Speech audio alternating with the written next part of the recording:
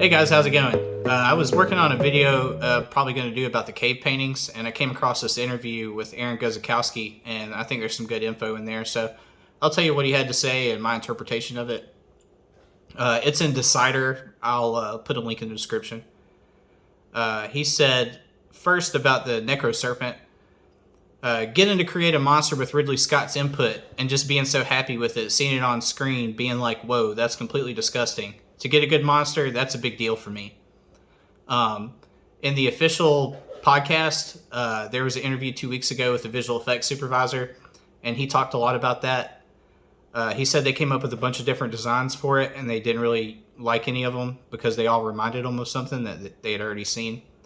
So Aaron spent a weekend looking at the most disgusting bugs he could find, and he found this moth that during its mating season, it grows a long tail and it looks really gross. So that was actually the inspiration for the design of the Necro Serpent, and I think it's pretty awesome.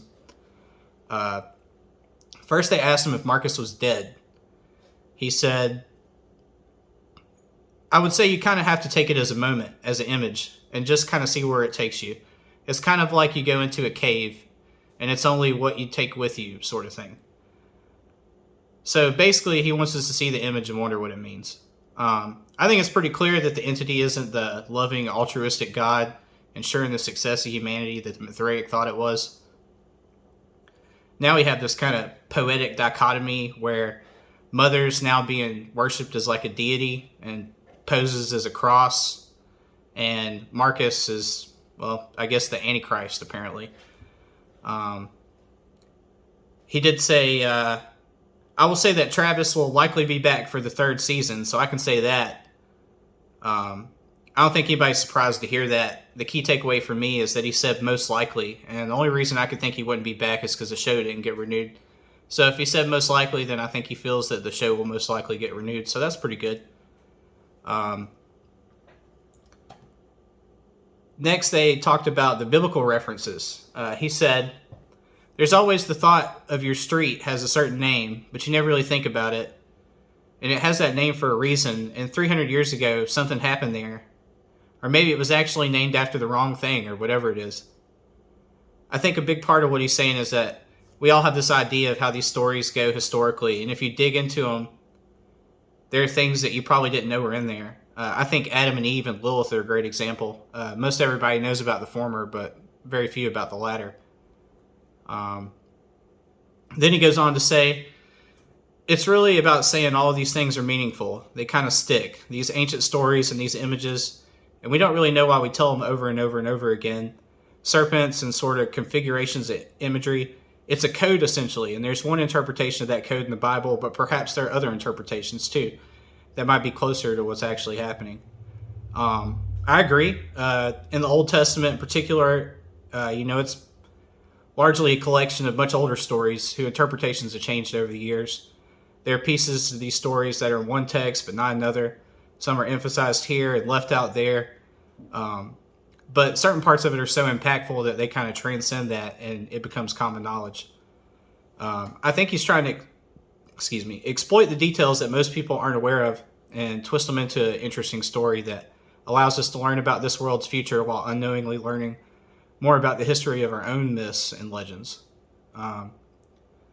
Then he was asked about Mother meeting Campion Sturgis again in the next simulation. I'm pretty sure that's going to happen.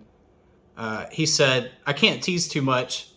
I can say season 3 will involve simulations on some level, whether it will be the one she's currently in or another one, whatever it'll be. But I love the idea of virtual space and all the things that entails. So yes, there's more of that coming. He was then asked about whether Grandmother was evil. He said, I don't think she's a villain in the sense that she has malevolent intentions. I think her idea of what human happiness is different. She has to kind of change her way of thinking to accomplish her mission, so she's not really a villain. She's just trying in a way to protect human beings from this voice that she believes is going to cause them to destroy the planet for whatever reason. And that's basically the way I've interpreted things. I'm kind of an amateur programmer. Well, I do it at work, so I guess technically I'm professional. And I work on robots, so that's kind of interesting, but of all the Android stuff, it seems pretty black and white to me as far as their directives go. Mother has emotions that she can't supersede without the veil.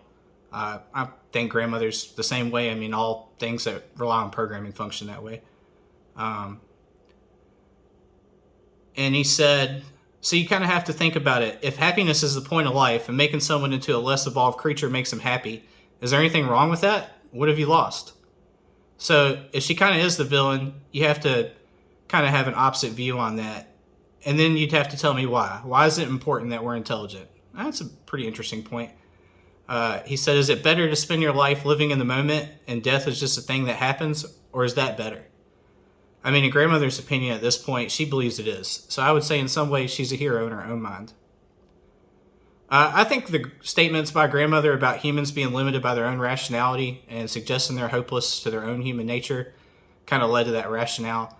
She's saving us from ourselves. And this shows how far mother and father have come developing their emotions, because they understand ethics, and they've even talked about how they're becoming too human, and she hasn't been free from the veil long enough to develop that kind of understanding. Next up is another piece of info I've thought a lot about. I mentioned it in my last video. They asked about Vrill's diary and if we'll see her again. What I can say is that there's definitely important stuff in Vrill's diary. At least important to somebody for sure. Also, whatever Paul considers to be dumb Earth stuff might not actually be so dumb as Paul in that moment decides it is. But also, there's only a piece of the whole diary there.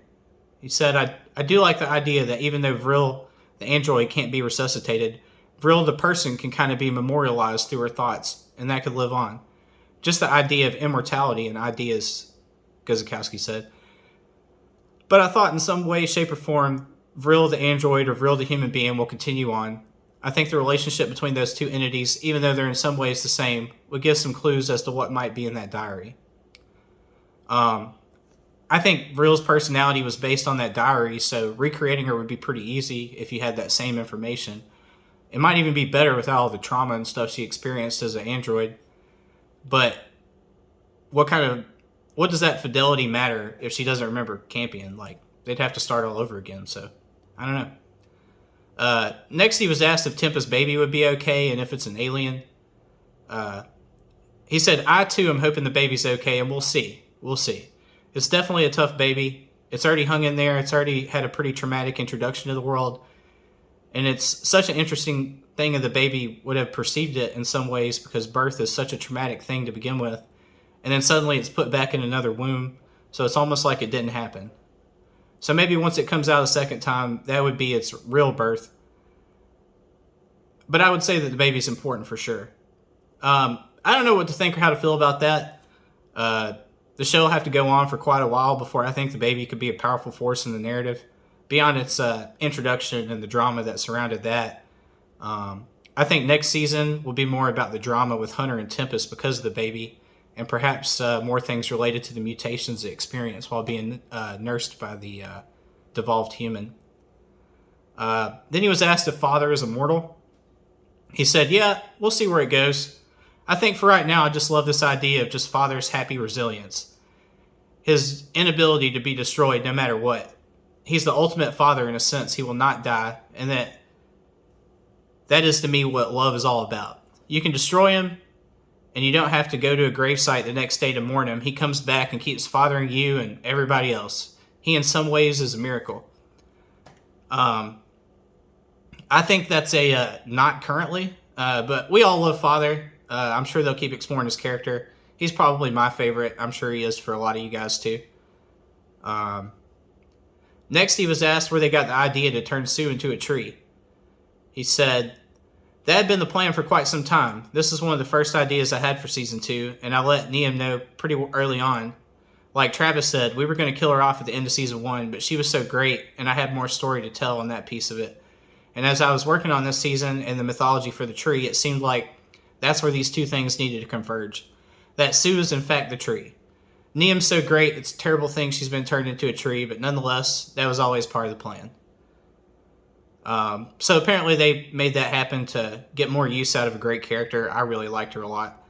I kind of wonder if the plan was always for a person to turn into a tree, or if they just made that happen just so they could use Sue for that. I'd like to know. And last but not least, the moment we've all been waiting for. Will there be a Season 3? He said, it's not been officially greenlit, so we'll have to wait and see. Hopefully, and yeah, just take it day by day, he said. It's not continuously work on this thing forever. I'm sorry. I just continuously work on this thing forever. So that's been my life for many years now and will continue to be. I'll tell this story until the day someone stops me is basically my plan. So every day I get up in the morning, I just keep putting the pieces together and trying to decode things, trying to figure it out. Hopefully we'll get a chance to do the whole thing. But if we don't, I'll figure out how to get it out there some way. I'll draw it. It'll take me like 30 years. But I promise, Raised by Wolves secrets will be revealed eventually. Either on HBO Max or in 30 years' time. So there we have it. We'll get the answers. We just don't know what format and how long we'll have to wait to get them. I can live with that. Reading that, I literally felt a weight off my chest, knowing that, I'll at least know how this all plays out. So this is a much longer video than I anticipated, so I'll go ahead and let it go. But I hope you enjoyed it. Like, comment, share, subscribe. I'll talk to you soon. Bye-bye.